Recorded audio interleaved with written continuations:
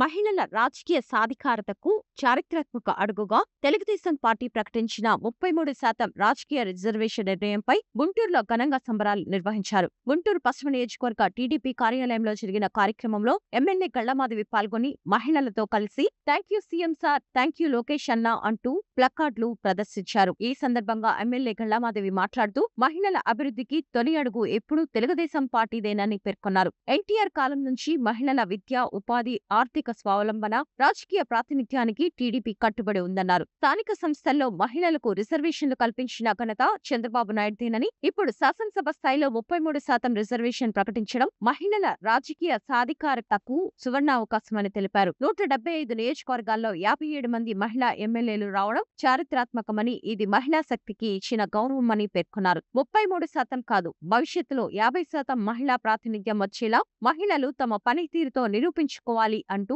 గళ్లమాధవి పిలుపునిచ్చారు. సమస్యకు పరిష్కారాలు చూపేవారే నిజమైన నాయకులని, ప్రతి మహిళా నాయకురాలుగా ఎదగాలని సూచించారు. రాజకీయాల్లో మహిళల పట్ల గౌరవభావం పెరగాలని, మహిళలను కించపరిచే సంస్కృతి మారాలని నారా లోకేష్ నిరంతరం చెబుతున్నారని, మహిళల ఆలోచన విధానాన్ని మార్చే నాయకత్వం లోకేష్ దేనని ప్రశంసించారు. అలాగే జూన్ 2న గుంటూరులోని హిందూ కాలేజ్ ఆఫ్ ఫార్మసీలో మెగా జాబ్ మేళా నిర్వహించనున్నట్లు ఎమ్మెల్యే గళ్లమాధవి ప్రకటించారు. స్కిల్ డెవలప్మెంట్ శాఖ ఆధ్వర్యంలో జరిగే ఈ జాబ్ మేళాలో 30 ప్రముఖ కంపెనీలు పాల్గొని సుమారు 1100 ఉద్యోగాలను భర్తీ చేయనున్నట్లు తెలిపారు. నిరుద్యోగ యువత ఈ అవకాశాన్ని సద్వినియోగం చేసుకోవాలని పిలుపునిచ్చారు. ఈ కార్యక్రమంలో AP Madiga corporation chairman Undavalli Sridevi, మహిళా నాయకులు, కార్యకర్తలు, పెద్ద సంఖ్యలో మహిళలు పాల్గొన్నారు.